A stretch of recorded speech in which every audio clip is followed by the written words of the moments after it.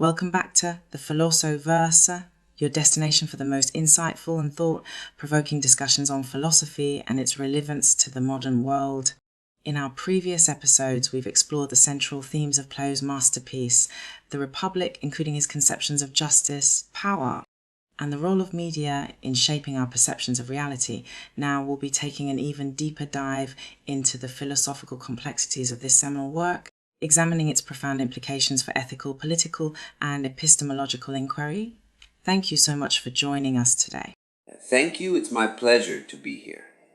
Plato's Republic is truly a cornerstone of Western philosophy, and I'm excited to have the opportunity to explore its rich tapestry of ideas with you and your listeners. As you've noted, this text grapples with some of the most fundamental questions about the nature of justice, the structure of an ideal society, and the relationship between the individual and the state. But what makes Plato's philosophical approach so compelling and relevant, even in our modern context, is the way he situates these questions within a broader metaphysical and epistemological framework. Absolutely, and I'm particularly interested in exploring how Plato's metaphysical ideas, such as the world of forms, connect to his political and ethical theories. Can you unpack that relationship for us? That's an excellent question, and it really gets to the heart of Plato's philosophical system. In the Republic, Plato posits the existence of a transcendent realm of forms, eternal, immutable essences that represent the true, perfect nature of all things. For Plato, the world of appearances that we perceive with our senses is a mere reflection, a flickering shadow of this higher, more fundamental reality. This distinction between the world of forms and the world of appearances is crucial to understanding Plato's perspective on justice and the ideal society.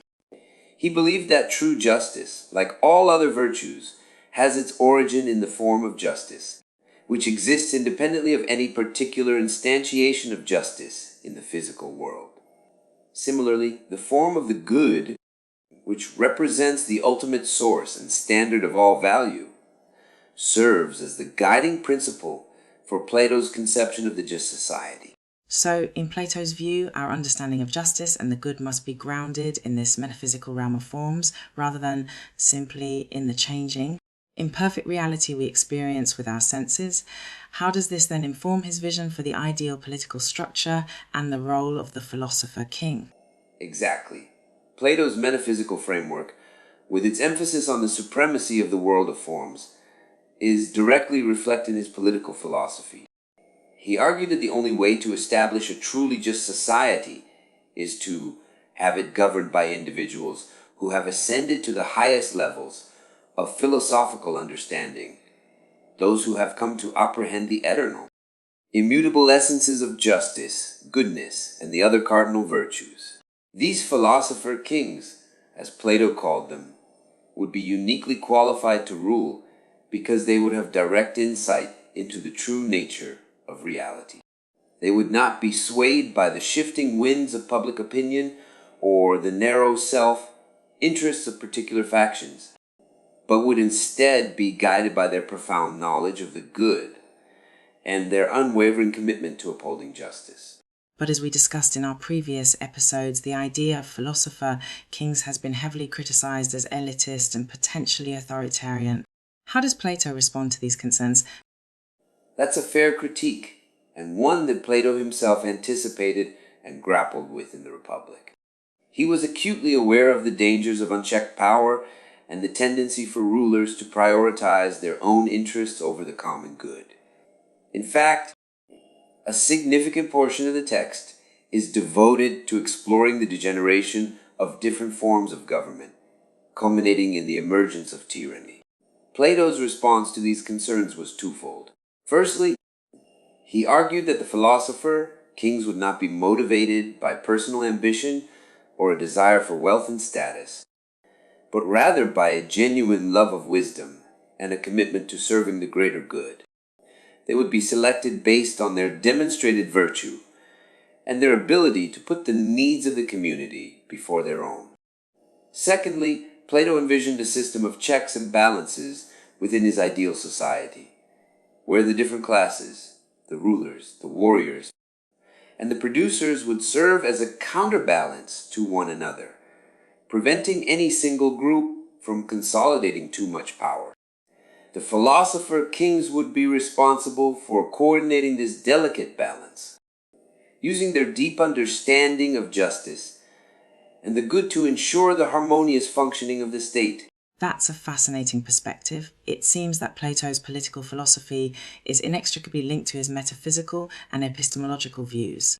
Can you elaborate on how his ideas about the nature of knowledge and reality inform his approach to ethics and politics? Absolutely.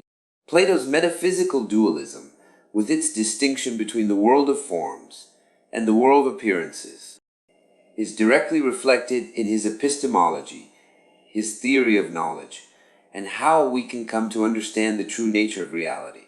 For Plato, true knowledge, or episteme, can only be attained through the contemplation of the eternal, immutable forms. The senses, he argued, it can only provide us with opinions, or doxa, about the fleeting, imperfect world of appearances. It is only through the rigorous practice of philosophical reasoning and dialectic that we can transcend the limitations of our senses and apprehend the underlying essences that constitute the foundation of reality. This epistemological framework is crucial to understanding Plato's ethical and political thought. If true justice, goodness, and other virtues have their origins in the world of forms, then the only way to establish a truly just society is to have it led by those who have achieved the highest levels of philosophical understanding, the philosopher kings. That's a compelling argument, but doesn't this lead to some thorny questions about the accessibility of true knowledge and the potential for elitism in Plato's political model? You raise an excellent point. Plato's insistence on the exclusive role of the philosopher kings in governing the ideal society has been a major source of critique, both in his own time and in the modern era. Critics have rightfully argued that this creates a fundamental tension between Plato's commitment to justice and his apparent disregard for individual autonomy and the democratic participation of the masses. Plato was aware of these concerns and attempted to address them in the Republic, but his solutions remain controversial. He acknowledged the potential for the philosopher kings to abuse their power and argued for a system of rigorous education, training, and testing to ensure that only the most virtuous and knowledgeable individuals would be entrusted with leadership roles. Moreover, Plato envisioned a society where the different classes, the rulers, the warriors, and the producers would have clearly defined roles and responsibilities, with the philosopher kings serving as the coordinators and guardians of the overall social order. This was intended to provide a system of checks and balances, preventing any single group from dominating the others. However, the underlying issue remains Plato's belief in the exclusive access to true knowledge as the prerequisite for political authority sits uneasily with modern democratic values and the principle of universal human dignity.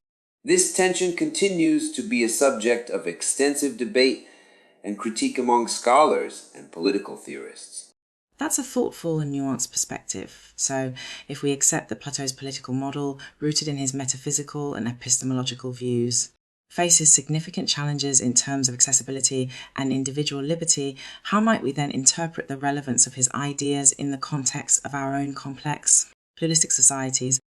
That's an excellent question, and one that I believe requires us to look beyond the specifics of Plato's proposed political structure and instead focus on the deeper philosophical insights that underpin his work. While his vision for an ideal society led by philosopher kings may be impractical or even undesirable in our modern context, I would argue that Plato's broader concerns and the questions he raises remain profoundly relevant. At the heart of Plato's philosophy is a deep concern for the pursuit of truth, the nature of justice, and the role of leadership in upholding the common good. Even if we reject his particular solutions, we cannot dismiss the urgency of these issues. which continue to shape the fabric of our societies and the lived experiences of individuals. In our contemporary world, where we are constantly bombarded with information and misinformation from a multitude of sources, Plato's call for critical thinking, intellectual humility, and a genuine engagement with the fundamental questions of human existence is more important than ever. His warning about the corrupting influence of unchecked power and the tendency for those in authority to prioritize their own interests over the welfare of the people resonates deeply in an era marked by political polarization, social upheaval, and the erosion of democratic norms. That's a fascinating perspective. Can you elaborate on how Plato's ideas, particularly his allegory of the cave, might inform our understanding of the relationship between media, power, and the perception of reality in the modern world? Yes, the allegory of the cave, one of Plato's most iconic and influential metaphors. In this powerful parable, Plato depicts a group of prisoners chained in a dark cave, able to see only the shadows cast on the wall before them. For Plato, these shadows represent the limited and distorted perception of reality that most people experience, shaped by the constraints of their physical and social circumstances. When we consider the role of media in our modern world, Plato's allegory takes on profound relevance. Just as the prisoners mistake the shadows for true reality, we as consumers of media can become trapped in echo chambers and biased representations of the world, mistaking these partial, fragmented perspectives for the underlying truth. Think about the way that social media platforms, with their algorithms designed to keep us engaged and entertained, it can shape our understanding of current events, political issues, and even our own social identities. Or consider the ways in which traditional media outlets, driven by commercial interests and political agendas, can frame and present information in ways that serve the needs of those in power, rather than the pursuit of objective truth. In this context, Plato's call for us to break free from the cave, to question the shadows on the wall, and to actively engage in the rigorous, dialectical pursuit of knowledge is more urgent than ever. Just as the philosopher, kings in Plato's ideal society were tasked with guiding the masses towards a deeper understanding of justice and the good, we as citizens of the modern world must be willing to critically examine the information we consume, seek out diverse perspectives, and engage in reasoned discourse to gain a clearer, more nuanced grasp of reality.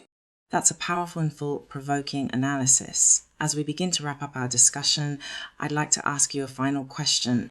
What do you believe are the most important lessons that we modern thinkers and citizens can take away from Plato's Republic? That's an excellent question, and one that I've given a great deal of thought to over the years. Ultimately, I believe that the enduring significance of Plato's Republic lies in its ability to challenge us to grapple with some of the most fundamental and perplexing questions about the human condition, the nature of justice, the purpose of political authority, the relationship between the individual and the state, and the very foundations of our knowledge and understanding of the world. While Plato's specific proposals for an ideal society may be impractical or even undesirable in our modern context, his underlying philosophical concerns and the rigorous dialectical approach he employs in exploring them remain profoundly relevant. His insistence on the importance of reason, virtue, and the pursuit of truth in the face of the ever-present temptations of power, self-interest, and conformity is a clarion call that resonates across the millennia. In an era marked by political polarization, the erosion of democratic norms, the proliferation of misinformation, and the concentrated power of a few powerful actors, Plato's warnings about the corrosive effects of unchecked power and the need for a steadfast commitment to the common good are more urgent than ever. His allegory of the cave, with its depiction of the fragility of our perceptions and the importance of questioning the shadows that shape our understanding of reality, serves as a profound metaphor for the challenges we face in navigating the complex, media-saturated landscape of the modern world. Ultimately, I believe that the most valuable lesson we can take from Plato's Republic is the imperative to cultivate a habit of rigorous, critical thinking, to engage in the active, dialectical pursuit of knowledge, and to remain steadfast in our commitment to the fundamental principles of justice, virtue, and the well-being of all people. It is through this continuous process of questioning, learning, and striving for a deeper understanding of the human condition that we can hope to build a more just, equitable, and fulfilling society, one that honors the dignity and potential of every individual, while also upholding the common good. Thank you for this incredibly insightful and thought-provoking discussion. Plato's Republic continues to be a wellspring of profound philosophical inquiry, and your expertise and perspective have truly enriched our understanding of its enduring relevance. I'm sure our listeners have gained a deeper appreciation for the depth and complexity of Plato's ideas and the importance of engaging with them in our own personal and civic lives.